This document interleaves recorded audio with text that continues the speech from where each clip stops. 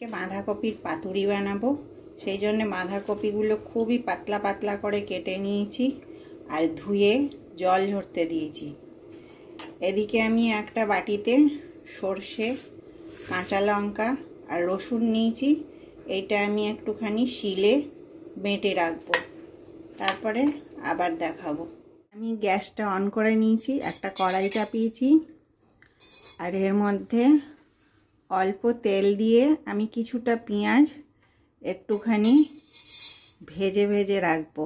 Brown করব না, অবশ্যই লাল লালও করব না, একটু সাদা সাদা মতন ভেজে রাখবো। তার উপরে একটু 5 ফোড়ন দিয়ে উঠিয়ে নেব। এই যে পেঁয়াজটা উঠিয়ে রাখলাম, এবার একটু 5 ফোড়ন করে নেব।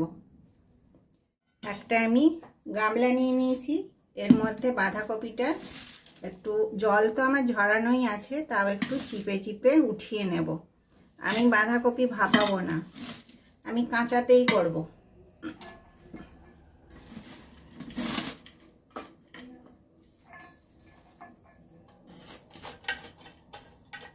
আর বাঁধাকপি যখন কাটবেন তখন তো খুব মিহি করে কাটবেনই, আর ভেতরে যে মোটা মোটা অংশটা থাকে সেই মোটা মোটা অংশটা বাদ দিয়ে দেবেন, তাহলে সেটা বেশি ভালো হয়।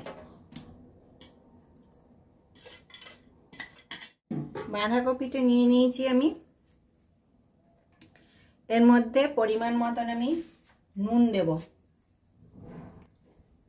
এই এতটা নুন দিচ্ছি। হলুদ দেব।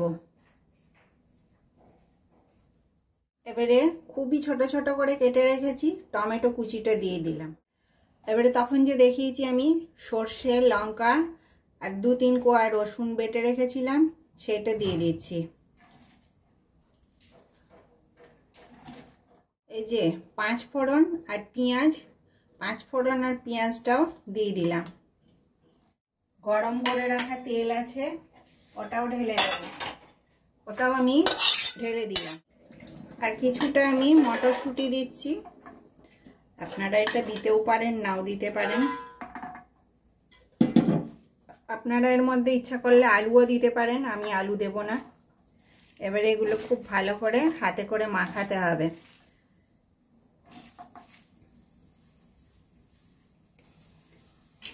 আর একটু আমি কাঁচা লঙ্কা বাটা দিয়ে দিচ্ছি।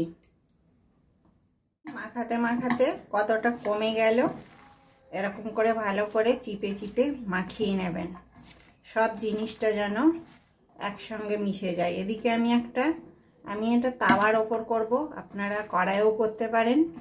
একটা তাওয়া আমি গরম হতে দিয়ে দিয়েছি। পাতাটা এইভাবে একটুখানি আগুনে উল্টে পাল্টে নেবেন, তাহলে ফেটে যাবে না।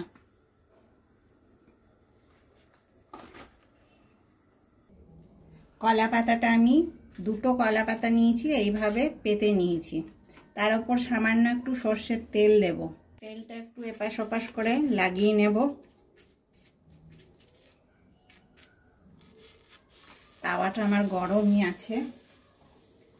এবারে বাঁধাকপি যে মেখে রেখেছিলাম সেইটা আমি আস্তে আস্তে সবটা দিয়ে দেব।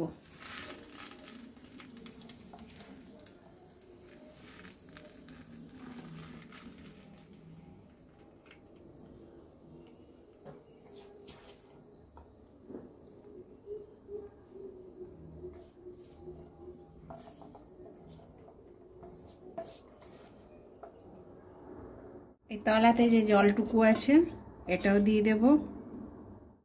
জল আর দেব না, বাঁধাকপি থেকেই জল বেরিয়ে আসবে।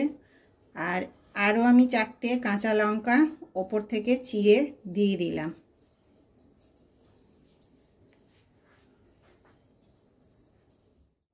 এবারে ওপর থেকে আমি কাঁচা সর্ষের তেল দিয়ে দিচ্ছি।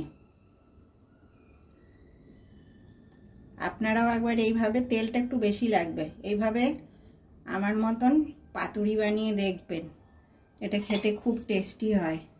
এবারে এই পাতা দুটো আমি চাপা দেব ওপর থেকে।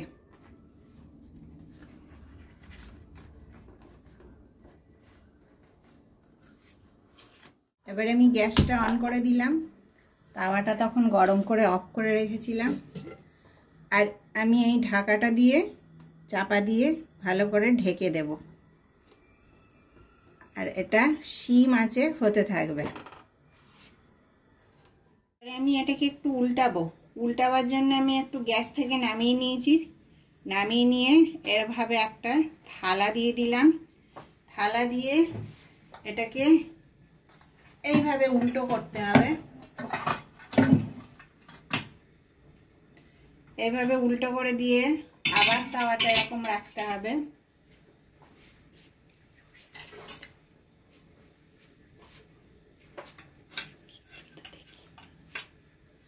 এবারে তলাতে আস্তে করে খুন্তিটা ভরে এমনি করে আবার ট্রান্সফার করে দেবেন তাওয়াটার মধ্যে। আর আমি একটা জিনিস ভুলে গেছিলাম, তখন মাখানোর সময় একটুখানি চিনি দিতে হতো, চিনিটা দেওয়া হয়নি। আমি তাই ওইদিকে একটুখানি চিনি দিয়েছি আর এদিকে একটুখানি আমি চিনি দিয়ে দেব। তারপরে আবার কলা পাতাগুলো ঢাকা দিয়ে দেব। এবার আবার গ্যাসে চাপালাম, গ্যাসটা অন করে দিলাম আর আবার ঢাকাটা দিয়ে দিলাম। আমি এবারে এটা আরেকবার খুলে দেখব। মাঝে আমি আরও দুবার উল্টে দিয়েছিলাম, ওটা আর আপনাদের দেখাইনি। ওই একই পদ্ধতিতেই উল্টাতে হবে।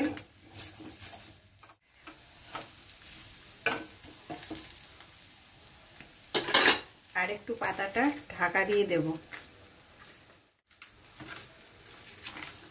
এই কলা পাতা দিয়ে করলে কলা পাতার একটা খুব সুন্দর স্মেল আসে এর মধ্যে, এটা খুব ভালো লাগে। আপনারাও পারলে কলা পাতা দিয়েই করবেন। যদি কেউ কলা পাতা না পান তাহলে শুধু কড়াইয়ের মধ্যেই একেবারে শিম আছে, কিন্তু এটা করতে হবে, টাইমটা অনেক লাগে, খুব ভালো লাগে খেতে।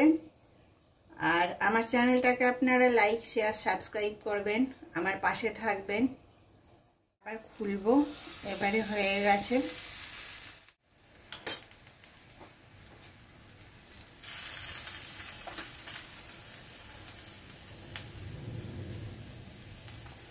এই যে দেখুন কত সুন্দর হয়েছে, এরকম একটু পোড়া পোড়াই হয়।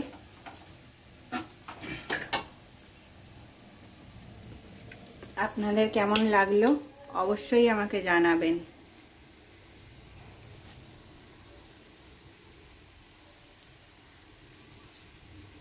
আর আমার ভিডিওগুলো দেখার জন্যে অসংখ্য ধন্যবাদ। নমস্কার।